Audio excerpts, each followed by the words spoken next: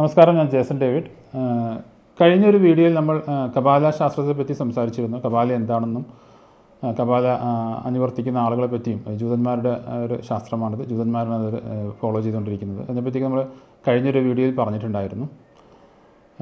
പക്ഷേ നമ്മൾ കൂടുതലായിട്ടും ഞാൻ ഈ ഒരു വീഡിയോയിലൂടെ നിങ്ങളെ പരിചയപ്പെടുത്താൻ ശ്രമിക്കുന്നത് കപാല ന്യൂമറോളജി എന്നൊരു ശാസ്ത്രമാണ്, അല്ലെങ്കിൽ അതിനെ സിംബോളൈസ് ന്യൂമറോളജി എന്ന് പറയും. കാരണം ഈ കപാല ന്യൂമറോളജിയിൽ ചിഹ്നങ്ങൾ ഉപയോഗിച്ചിട്ടാണ് ഒരു വ്യക്തിയുടെ ഭാവി പ്രവചിക്കുന്നത്.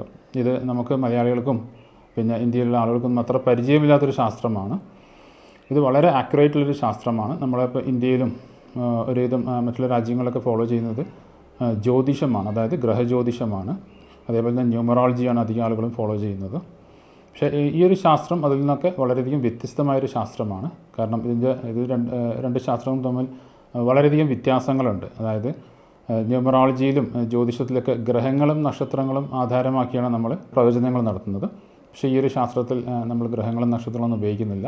വെറും സംഖ്യകളും അതിൻ്റെ ചിഹ്നങ്ങളും ഉപയോഗിച്ചിട്ടാണ് പ്രവചനങ്ങൾ നടത്തുന്നത്. അതായത് 1 മുതൽ 99 വരെയുള്ള അക്കങ്ങൾക്ക് നമ്മൾ ഓരോ ചിഹ്നങ്ങൾ കൽപ്പിച്ച് കൊടുത്തിട്ടുണ്ട്. ആ ഒരു ചിഹ്നങ്ങളുടെ അടിസ്ഥാനത്തിലാണ് നമ്മൾ പ്രവചനം നടത്തുന്നത്. അതുകൊണ്ട് തന്നെ ഈ ഒരു ശാസ്ത്രവും ജ്യോതിഷമൊക്കെ വളരെയധികം വ്യത്യസ്തമായൊരു ശാസ്ത്രമാണ്. ഈ ഒരു ശാസ്ത്രത്തിൻ്റെ ഗുണം എന്ന് പറഞ്ഞിട്ടുണ്ടെങ്കിൽ നമുക്ക് ഈ ഒരു ശാസ്ത്രത്തിലൂടെ നമ്മളുടെ കഴിഞ്ഞു പോയ കാലങ്ങളും നമ്മൾക്കിപ്പോൾ നടന്നുകൊണ്ടിരിക്കുന്ന, അതായത് പ്രസൻറ്റായിട്ട് നമ്മൾ നടന്നുകൊണ്ടിരിക്കുന്ന കാര്യങ്ങളും ഭാവിയിൽ വരാൻ പോകുന്ന കാര്യങ്ങളൊക്കെ വളരെ കൃത്യമായിട്ട് നമുക്ക് കാണാൻ സാധിക്കും. അതാണ് ഈ ഒരു ശാസ്ത്രത്തിൻ്റെ ഏറ്റവും വലിയൊരു ഗുണം. അപ്പം ഈ ഒരു ശാസ്ത്രം നമുക്ക് അത്രയൊന്നും പരിചയമില്ല, പക്ഷേ ഇത് വളരെ സിമ്പിളായൊരു സയൻസാണ്. കാരണം ഈ ഒരു ശാസ്ത്രത്തിൽ നമ്മളൊരു വ്യക്തിയുടെ ഭാവി പ്രവചിക്കുന്നത് ആ ഒരു വ്യക്തിയുടെ പേരും ആ ഒരു ജനനത്തീയതിയും വെച്ച് മാത്രമാണ്. അതായത് ഡേറ്റ് ഓഫ് ബർത്ത് വെച്ച്, ജനിച്ചൊരു തീയതിയും മാസവും വർഷവും വെച്ചിട്ടാണ് ഈ ഒരു ജനിച്ചൊരു തീയതിയും മാസവും വർഷവും അതിൻ്റെ അടിസ്ഥാനത്തിൽ നമ്മളൊരു ജീവസംഖ്യ കണ്ടുപിടിക്കും. ഈ ഒരു ജീവസംഖ്യയുടെ അടിസ്ഥാനത്തിലാണ് നമ്മൾ ആ ഒരു വ്യക്തിയെ പറ്റിയുള്ള എല്ലാ പ്രവചനങ്ങളും നടത്തുന്നത്.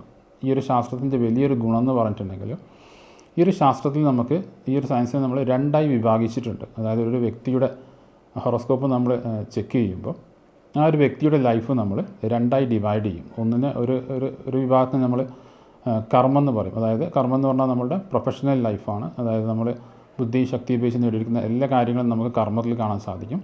അതുപോലെ തന്നെ വേറൊരു കാൽക്കുലേഷനുണ്ട്, വേറൊരു വിഭാഗം എന്ന് പറഞ്ഞാൽ യോഗം എന്ന് പറയും. യോഗം എന്ന് പറഞ്ഞാൽ നമ്മളുടെ പേഴ്സണൽ ലൈഫാണ്, നമ്മുടെ ആരോഗ്യം, ആയുസ്സും ദാമ്പത്യ ജീവിതമൊക്കെ. അപ്പോൾ ഈ ഒരു ശാസ്ത്രത്തിലൂടെ നമുക്ക് ഏറ്റവും വലിയൊരു ഗുണം, ഈ ഒരു ശാസ്ത്രത്തിൻ്റെ ഗുണം എന്ന് പറഞ്ഞാൽ നമ്മുടെ ജീവിതത്തിൽ വളരെയധികം വ്യക്തത കിട്ടും. നമ്മുടെ കഴിഞ്ഞ കാലങ്ങളെപ്പറ്റിയും നടന്നുകൊണ്ടിരിക്കുന്ന കാലങ്ങളും വരാനിരിക്കുന്ന കാലങ്ങളെ പറ്റിയൊക്കെ നമുക്ക് ആ 2 വിഭാഗമാക്കി അത് ഡിവൈഡ് ചെയ്ത് നോക്കുന്നത് കൊണ്ട് നമ്മുടെ ജീവിതത്തെ പറ്റി വ്യക്തമായൊരു ഐഡിയ നമുക്ക് കിട്ടും.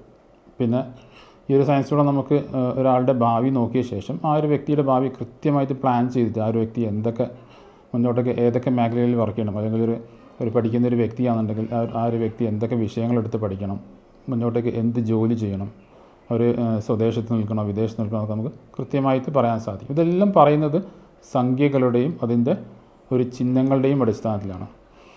ഇത് 2 രീതിയിലാണ് നമ്മളിത് നോക്കുന്നത്. ഒരാളുടെ ഭാവി നോക്കുന്നതിന് വേണ്ടി നമ്മൾ 2 മെത്തേഡാണ് ഈ ഒരു സയൻസിൽ യൂസ് ചെയ്യുന്നത്. ഒന്ന് ആ ഒരു വ്യക്തിയുടെ ലൈഫ് നമ്പറാണ്. അതായത് ആ വ്യക്തി ജനിക്കുമ്പം ഒരു നിഗൂഢ ജീവസംഖ്യയും കൊണ്ടാണ് ജനിക്കുന്നതെന്നാണ് നമ്മൾ ഈ ശാസ്ത്രത്തിൽ വിശ്വസിക്കുന്നത്. ആ ഒരു നിഗൂഢ സംഖ്യ നമ്മൾ കണ്ടുപിടിക്കുന്നത് ആ ഒരു വ്യക്തി ജനിച്ചൊരു ഡേറ്റും മാസവും വർഷവും ഉപേക്ഷിച്ചാണ്. അതൊരു ഡബിൾ ഡിജിറ്റ് ആയിരിക്കും. ഇതായിരിക്കും ആ വ്യക്തിൻ്റെ ജീവസംഖ്യ. അതേമാതിരി തന്നെ ആ ഒരു വ്യക്തിയുടെ പേരിനും ഒരു ജീവസംഖ്യ ഉണ്ടാവും. ഈ 2 ജീവസംഖ്യകൾക്കും ഓരോ ചിഹ്നങ്ങളും ഉണ്ടാവും. ഈ ചിഹ്നങ്ങളുടെ അടിസ്ഥാനത്തിലാണ് നമ്മൾ ആ ഒരു വ്യക്തിയെ പറ്റി നമ്മൾ പ്രവചിക്കുന്നത്. ഞാൻ ആദ്യം പറഞ്ഞ മാതിരി ഈ ഒരു വ്യക്തിയുടെ ജീവിതത്തിൻ്റെ പറ്റി നമുക്ക് കൂടുതൽ ഒരു വ്യക്തത കിട്ടാൻ വേണ്ടിയിട്ട്, ഒരു ക്ലാരിറ്റി കിട്ടാൻ വേണ്ടിയിട്ട് നമ്മൾ ആ ഒരു വ്യക്തിയുടെ ജീവിതത്തെ നമ്മൾ 2ആയിട്ട് ഡിവൈഡ് ചെയ്തിട്ട് കൃത്യമായിട്ട് ആ വ്യക്തി ജനിച്ചത് മുതൽ ആ വ്യക്തിയുടെ മരണം വരെയുള്ള കാര്യങ്ങൾ നമുക്ക് കാണാൻ സാധിക്കും.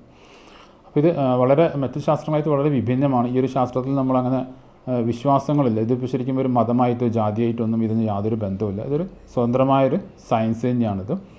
പരിഹാരങ്ങൾ, പൂജകളിലൊന്നും നമ്മൾ വിശ്വസിക്കുന്നില്ല, അതൊന്നും പ്രോത്സാഹിപ്പിക്കുന്നില്ല. അതൊക്കെ അവനവൻ്റെ വിശ്വാസം വെച്ച് ചെയ്യാമെന്ന് മാത്രം. പക്ഷേ ഇത് ശരിക്കും ഒരു സ്വതന്ത്രമായൊരു സയൻസാണിത്.